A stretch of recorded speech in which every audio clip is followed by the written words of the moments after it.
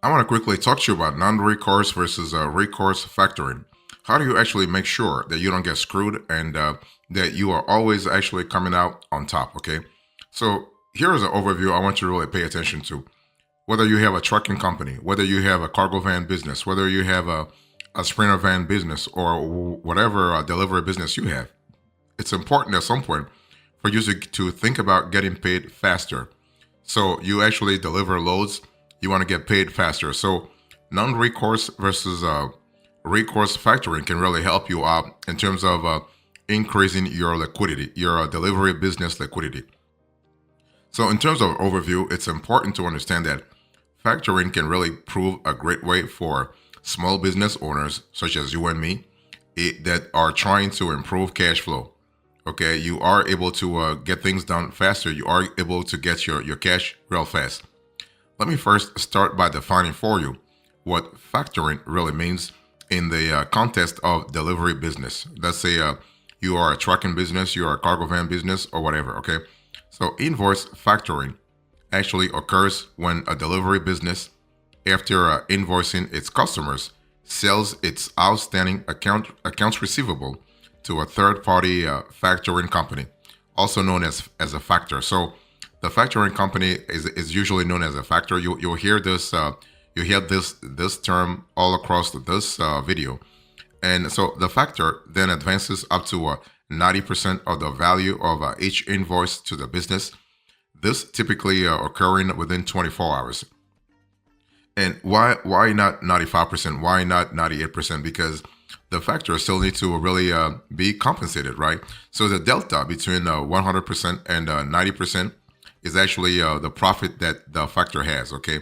Now through this process, your delivery business, your tracking company, your cargo van business will receive money immediately instead of waiting for the customer, your debtor, to submit payments.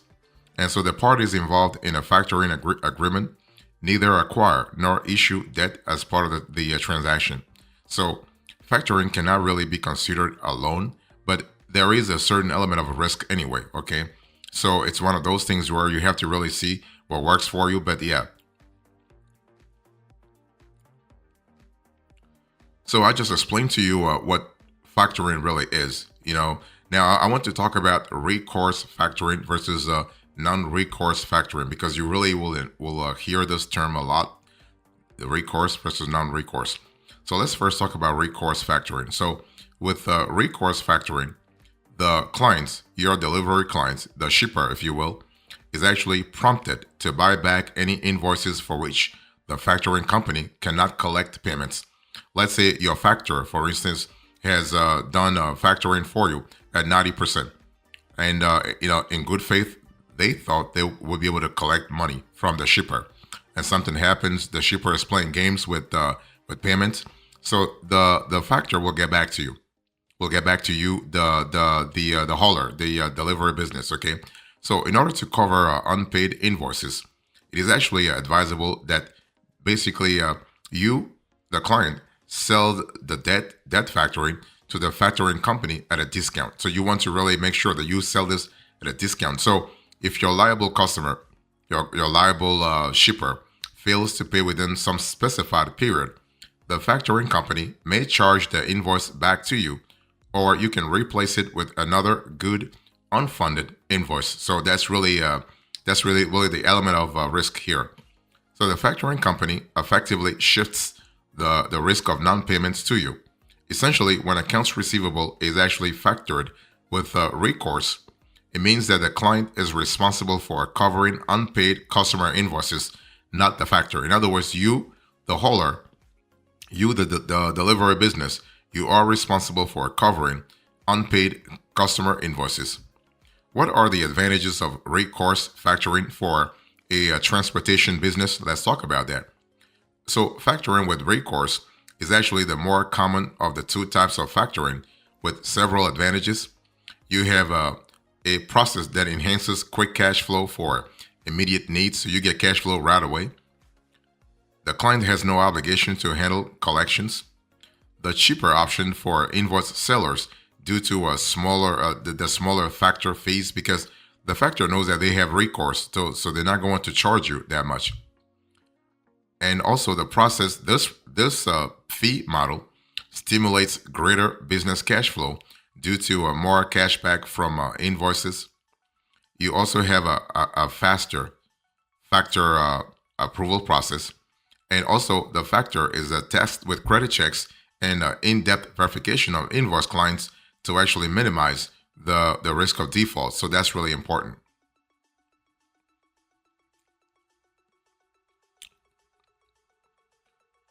So nothing is perfect in this life, right? So when you think about non-recourse versus recourse factoring, if you have advantages, you probably have disadvantages too. So let's quickly go through the drawbacks that you have to really consider this year if you're thinking about recourse factoring. So nobody wants to take a blind pick without a clear picture of the downsides.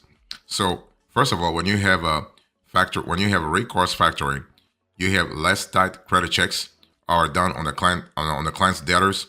So the client debtors, this is your debtors, the shippers that you actually are contracting with.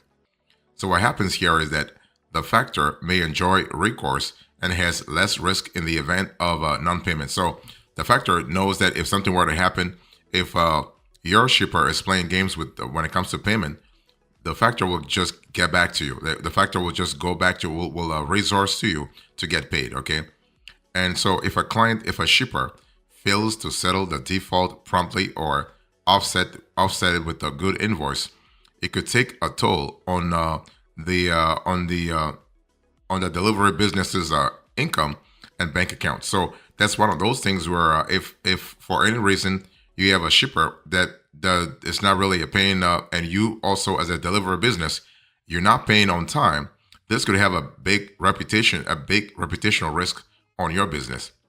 And also the invoice is offered in exchange for an unpaid one that has a higher pricing. So something to really think about.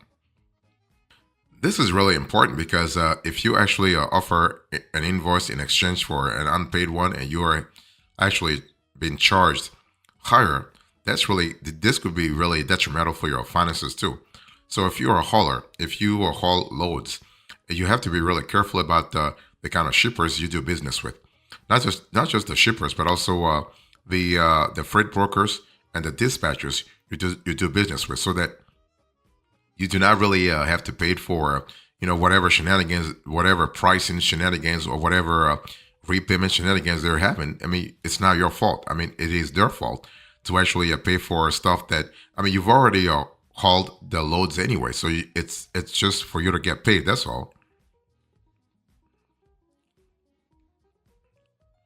So that was a really an overview of the pros and cons of recourse factoring. Now let's talk about non-recourse factoring. So when you think about non-recourse factoring, the factoring company will take on most of the liability of non-payments by the client's debtors, by your debtors, by the shippers that really have done business with you. And because of this, the factor will want steeper discounts on unpaid invoices. Essentially, there are specific situations in which your company is not responsible for customer non-payment. So that really basically instead of giving you 90%, they probably give you 80% when you are thinking about non-recourse factoring. Okay, it's really important to note that the client is not absolutely immune from all risk. Non-recourse factoring has associated provisions. Typically, most factoring companies offer a non-recourse in the exclusive case of debtors who declare bankruptcy. Okay, and still, such debtors must have good credit ratings to be considered. So something to really think about. So let me talk to you about the advantages and disadvantages of non-recourse factoring. So let me first talk to you about the pros. So you have a high level of bad debt protection for you, the delivery business, and this fee model enhances cash flow and working capital. So that's really good from a flexibility point of view. You are really covered, and clients can provide payment terms to their debtors. The factor is also tasked with credit checks and in-depth verification of invoice clients to minimize the risk of defaults. And this fee model is relatively easy to get funding because compared to alternatives like a business line of credit, you have a simple application and fast deployment, and this can be open for short-term funding, say 3 months or 3 to 6 months, really. Okay, so the thing is that because the factoring company will be assuming that risk on your behalf, most factors engaging in non-recourse factoring agreements actually with your business will run commercial credit reports on your debtors through one of the major commercial credit bureaus, so Experian, Dun and Bradstreet, or Experian. Okay, so this helps them establish your current client's financial standing and better identify the customers who could potentially be a greater risk for a slow or non-payment of invoices. So that's something to really think about. So let me talk to you about the disadvantages of non-recourse factoring. In other words, if for any reason you are interested in non-recourse factoring, just be aware that there are pros, but there are also cons. Okay, and so the first con is that basically you like the factor will not approve all customers or invoices for factoring. The second thing is that the factor may charge a higher rate. The third drawback is that basically you may be offered a lower credit limit for factoring lines. And finally, basically the factor may reduce or end a credit line. So what do I mean by not approving all customers or invoices for factoring? Well, since the factor is assuming the risk of a customer not paying for a qualified reason, it is the factor's best interest to only approve factoring invoices they feel confident clients will pay. Yeah, they feel that the shippers will pay in the end. And the factor will charge you a higher rate. So if you have a trucking business and a cargo van business or a sprinter van business, among others, and you care about the rate you pay, you do not want to go with non-recourse factoring because they'll charge you a higher rate. And so the factor needs to be able to recover themselves from unpaid invoices through a trade credit insurance. Also, basically, you might have a lower credit limits. So the factoring company's trade credit insurance will seek to ensure that they're protection by placing limitations on factoring line size. So you may not have a large line size here, okay? You may be limited, you may be restricted. And finally, basically the factor may reduce or end a credit line. And that happens all the time. Because of the greater potential risks to the factor, non-recourse factoring lines are monitored with scrutiny and subject to reduction or end of credit as a preemptive measure. Like they're not going to wait for you to, they're not going to wait for your shipper, your customer, to default on their invoice before they take action. So they will take a preemptive action to cover themselves. They are covering their butt, really. They're covering, they are mitigating risk here. So it's one of those things where you have to really make sure that you put yourself in the factor's shoes and see how they can cover their butt too. It's all about risk mitigation. It's all about making sure that they put in place let's say a series of measures to actually make sure that the worst doesn't happen. So let me go a little more granular here. So when you think about recourse versus non-recourse factoring, what are the highlights that you need to really take away into this conversation from this conversation? And I'm going to show you this on the screen here. So resource factoring, non-recourse factoring. So for recourse factoring, the person who has the liability of non-payments is a client. In other words, you. Okay, so that's important. And for non-recourse factoring, the factor actually assumes the responsibility for debt if there is no payment. What about advance rates? For recourse factoring, the advance rates are typically higher, so you probably might get 90 to 95%. And for non-recourse factoring, the advance rates are typically lower. It could be around 70% to 80%. What about the cost?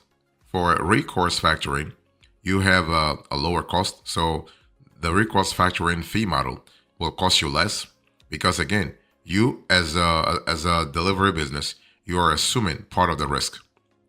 For non-recourse factoring, this will cost you more because the factor is actually assuming liability for non-payment. What about speed of approval for recourse factoring? The speed of approval is typically faster.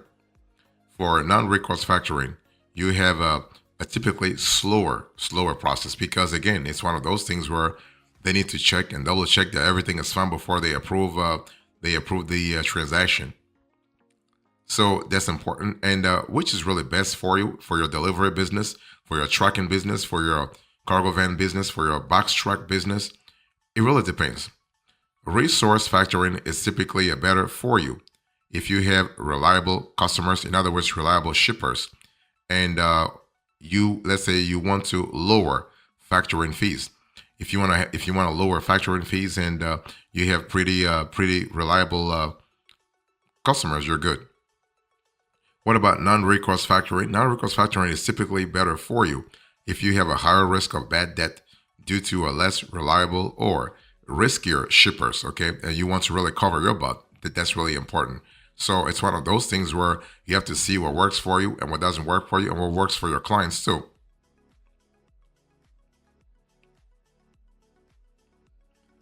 So in summary, when you think about recourse versus non-recourse factoring for a delivery business, you really have to really understand that it's up to you to make sure that you first you first do a little bit of due diligence before getting to before contracting with freight brokers, with shippers, with dispatchers, right? So you want to really engage in a detailed discussion with a reputable factor also when it comes to terms and conditions.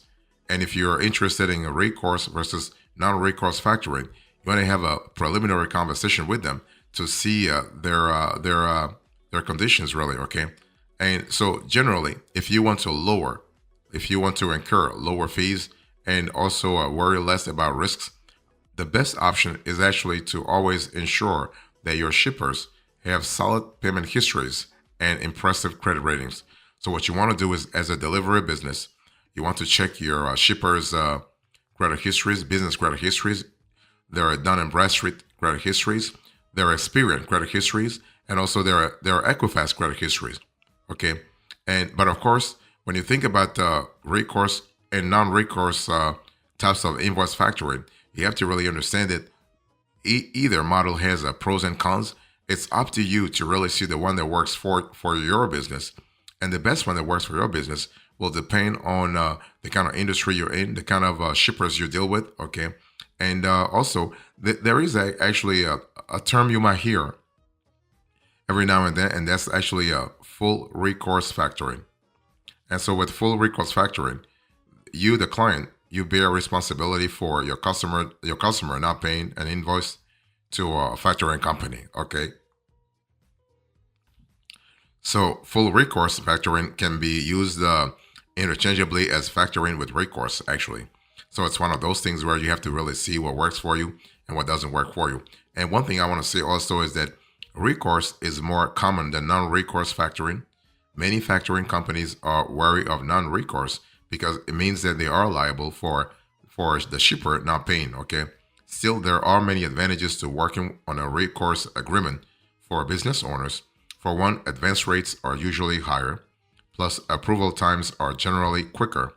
You also get the benefits of all of your debtors being credit checked, which can assist you in the long run with identifying potential problem customers. In other words, potential problem shippers, and then that's what you want. So here's a coda. Into this conversation, I spoke to you about recourse versus non-recourse factoring. I gave you the overview. I explained what factoring is, what recourse factoring is, the pros and cons, non-recourse factoring, and also I give you a summary. Thank you so much. God bless you. I'll see you next time. Until then, remember, stay marvelous.